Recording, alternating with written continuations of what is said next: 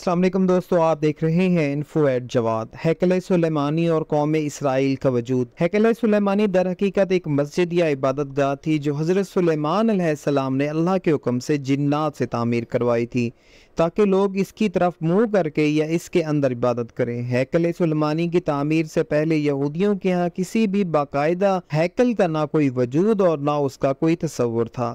اس قوم کی بدوؤں والی خانہ بدوش زندگی تھی۔ ان کا ہیکل یا معبد ایک خیمہ تھا۔ اس خیمے میں تابوت سکینہ رکھا ہوتا تھا جس کی جانب یہ رخ کر کے عبادت کرتے تھے۔ روایات کے مطابق یہ تابوت جس لکڑی سے تیار کیا گیا تھا اسے شمشاد کہتے ہیں اور اسے جنت سے حضرت آدم علیہ السلام کے پاس بھیجا گیا تھا۔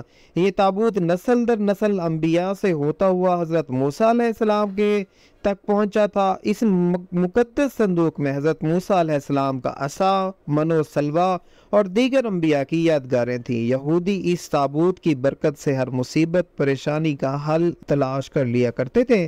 مختلف اقوام کے ساتھ جنگوں کے دوران اس صندوق کو لشکر کے آگے رکھا کرتے۔ اس کی برکت سے دشمن پر فتح پایا کرتے۔ جب حضرت داؤد علیہ السلام کو بادشاہت عطا ہوئی تو آپ نے اپنے لیے ایک باقاعدہ محل تعمیر کروایا۔ ایک دن ان کے ذہن میں خیال آیا کہ میں تو خود محل میں رہتا ہوں جبکہ میری قوم کا معبود آج بھی خیمے میں رکھا ہوتا ہے۔ یہ بائبل کی روایت ہے۔ جیسے بائبل میں ہے، بادشاہ نے کہا میں تو دیوار کی شاندار لکڑی سے بنے ہوئے ایک محل میں رہتا ہوں مگر خداوند کا تابوت ایک خیمے پڑا ہوا ہے۔ چنانچہ آپ نے ہیکل کی تعمیر کا ارادہ کیا اور اس کے لیے ایک جگہ کا تعین کیا گیا۔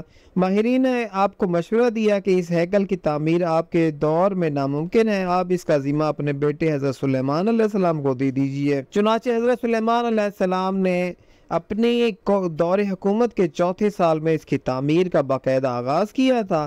آج اس کی بناوٹ اور مضبوطی سے اندازہ کیا جا سکتا ہے کہ یہ تعمیر انسانوں کے بس کی بات نہیں تھی۔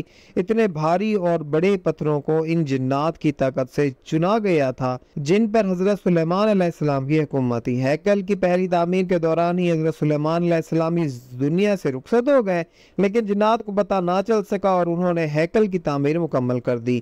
یہ واقعہ آپ نے پہلے بھی پڑھا ہوگا کہ حضرت سلیمان علیہ السلام کی روح اللہ نے دوران عبادت ہی قبض کر لی، لیکن اس کی ترکیب اس طرح بنی کہ آپ ایک لکڑی پر سر اور کمر رکھ کر عبادت میں مصروف ہو گئے اور اس لکڑی کے سہارے سے یوں لگتا تھا کہ آپ اب بھی عبادت کر رہے ہیں جبکہ آپ کا انتقال ہو چکا تھا۔ بہرحال یہ ہیکل، معبد یا مسجد بہت عالیشان اور وسیع و عریض تعمیر کی گئی تھی۔ حضرت سلیمان علیہ السلام کی وفات کے بعد اس میں 3 حصے کر دیے گئے تھے۔ بیرونی حصے میں عام لوگ عبادت کیا کرتے، اس سے اگلے حصے میں علماء جو کہ انبیاء کی اولاد میں سے ہوتے ان کی عبادت کی جگہ تھی۔ اس سے اگلے حصے میں جسے انتہائی مقدس سمجھا جاتا تھا اس میں تابوت سکینہ رکھا گیا۔ اس حصے میں کسی کو بھی داخل ہونے کی اجازت نہیں تھی سوائے سب سے بڑے عالم اور پیش امام کے۔ وقت گزرتا رہا، اسی دوران بنی اسرائیل میں پیغمبر مبعوث ہوتے رہے۔ یہ قوم بد سے بدتر ہوتی رہی۔ یہ کسی بھی طرح اپنے گناہوں سے توبہ طائب ہونے یا ان کو ترک کرنے کے لیے تیار نہیں تھے۔ یہ ایک جانب عبادتیں کیا کرتے اور دوسری جانب اللہ کے احکام کی صریح خلاف ورزی بھی کیا کرتے تھے۔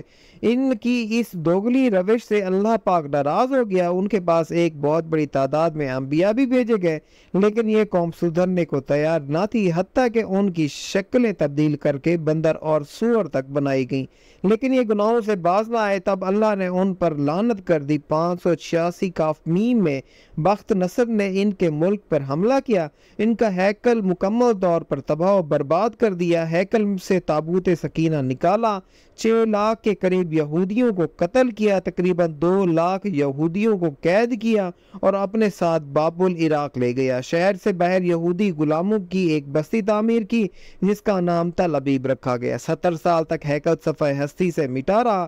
دوسری طرف بخت نصر نے تابوت سکینہ کی شدید بے حرمتی کی اور اسے کہیں پھینک دیا گیا۔ اس حرکت کا عذاب اسے اس کے ملک کو اس طرح ملا کہ سن 539 ء میں ایران کے بادشاہ سائرس نے بابل عراق پر حملہ کیا اور بابل کے ولی عہد کو شکست فاش دے کر بابلی سلطنت کا خاتمہ کر دیا۔ سائرس ایک نرم دل اور انصاف پسند حکمران تھا۔ اس نے تل ابیب کے تمام قیدیوں کو آزاد کر کے ان کو واپس یروشلم جانے کی اجازت دے دی اور ساتھ میں ان کو ہیکل کی نئے سرے سے تعمیر کی بھی اجازت دے دی۔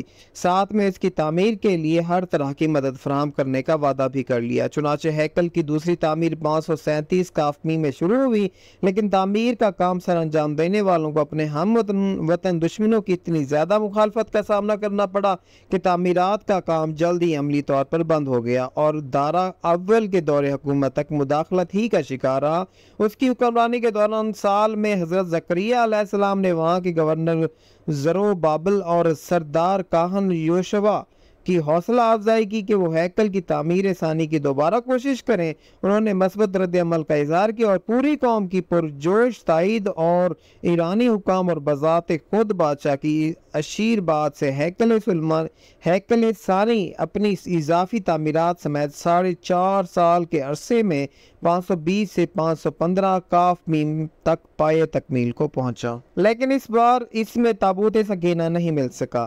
اس کے بارے میں آج تک معلوم نہیں ہو سکا کہ بخت نصر نے اس کا کیا کیا۔ کچھ لوگوں کا کہنا ہے کہ اس مقدس صندوق کی مزید توہین سے بچانے کے لیے اسے اللہ پاک کے حکم سے کسی محفوظ مقام پر معجزانہ طور پر چھپا دیا گیا جس کا کسی انسان کو علم نہیں، لیکن یہودی اس کی تلاش میں پورے کرۂ ارض کو کھود ڈالنا چاہتے ہیں۔ ایک اور دلچسپ بات، عام طور پر تاریخ دان ہیکل کی 2 دفعہ تعمیر اور 2 دفعہ تباہی کا ذکر کرتے ہیں۔ تاریخ کے مطالعے سے ایک بات میں سامنے آئی ہے کہ ایسا نہیں، اس ہیکل کو 3 بار تعمیر کیا گیا، لیکن اس کے ساتھ بھی ایک دلچسپ کہانی وجود میں آئی۔ ہیروڈس بادشاہ جو کہ حضرت عیسیٰ علیہ السلام کی پیدائش سے چند سال پہلے کا بادشاہ ہے، اس نے جب اس کی بہتر طریقے سے تعمیر کی نیت کی تو یہودیوں کے دل میں ایک خوف پیدا ہوا کہ اگر اسے نئے سرے سے تعمیر کے لیے گرایا گیا تو دوبارہ تعمیر نہیں ہوگا۔ ہیروڈس نے ان کو بہلانے کے لیے کہا کہ وہ صرف اس کی مرمت کرانا چاہتا ہے، اسے گرانا نہیں چاہتا۔ چنانچہ سن 19 کافمی میں اس نے ہیکل کے ایک طرف کے حصے کو گرا کر اسے تبدیلی کے ساتھ اور کچھ وسیع کر کے تعمیر کروایا۔ یہ طریقہ کامیاب رہا اور یوں یہودیوں کی عبادت میں خلل ڈالے بغیر تھوڑا تھوڑا کر کے ہیکل گرایا جاتا اور اس کی جگہ نیا اور اب پہلے سے مختلف ہیکل وجود میں آتا رہا۔ یہ کام 18 ماہ میں مکمل ہوا اور یوں تیسری بار ہیروڈس کے ذریعے ایک نیا ہیکل وجود میں آیا۔ کچھ عرصہ بعد حضرت عیسیٰ علیہ السلام کا ظہور ہوا۔ اللہ کے اس رسول پر ایک بار پھر یہودیوں نے حسب معمول مظالم کے پہاڑ توڑنے شروع کر دیے۔ دراصل وہ اپنے مسیح کے منتظر تھے جو دوبارہ آ کر ان کو پہلے جیسی شان و شوکت عطا کرتا۔ حضرت عیسیٰ علیہ السلام کے مصلوب ہونے کا واقعہ پیش آیا۔ آپ کے مصلوب ہونے کے 70 سال بعد ایک بار پھر یہودیوں پر اللہ کا عذاب نازل ہوا۔ اس بار اس عذاب کا نام ٹائٹس تھا۔ یہ رومی جرنیل بابل کے بادشاہ بخت نصر سے بھی زیادہ ظالم ثابت ہوا۔ اس نے ایک دن میں لاکھوں یہودیوں کو تحت تیگ کر دیا۔ اس نے ہیروڈس کے بنائے ہوئے عظیم الشان ہیکل کی اینٹ سے اینٹ بجا دی اور یہودیوں کو ہمیشہ کے لیے یروشلم سے نکال باہر کیا۔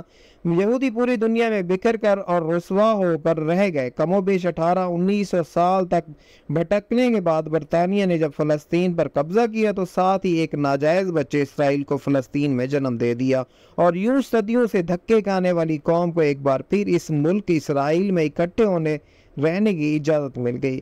لیکن یہ قوم اپنی ہزاروں سال پرانی گندی فطرت سے باز نہ آئے اور یہ برطانیہ کے جنم دیے ہوئے اسرائیل تک محدود نہ رہے۔ ایک بار پھر ہمسایہ ممالک کے لیے اپنی فطرت سے مجبور ہو کر مصیبت بننے لگے۔ 5 جون 1967 کو اس نے شام کی گولان کی پہاڑیوں پر قبضہ کر لیا۔ 1968 میں اردن کے مغربی کنارے پر قابض ہو گئے۔ اسی سال مصر کے علاقے پر کنٹرول کر لیا۔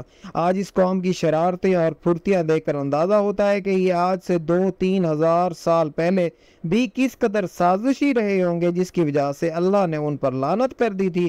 مسلمان ممالک کی بے غیرتی اور بزدلی کی وجہ سے اب اس نے پوری دنیا کے مسلمان ممالک میں آگ لگا کر رکھ دی ہے۔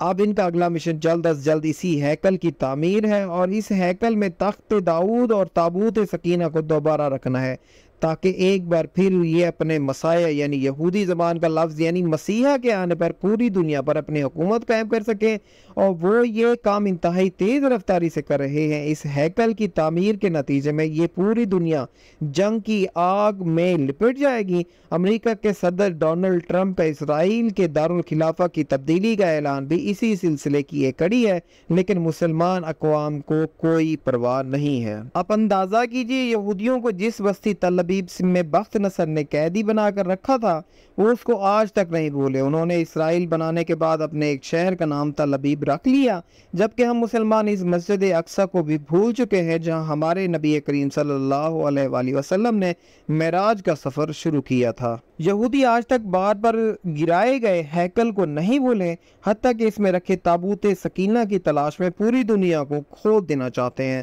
دوستو امید کرتا ہوں یہ ویڈیو آپ کو پسند آئی ہوگی۔ مزید ایسی انفارمیٹو ویڈیوز کے لیے جڑے رہیے انفو ایٹ جواد کے ساتھ۔ شکریہ۔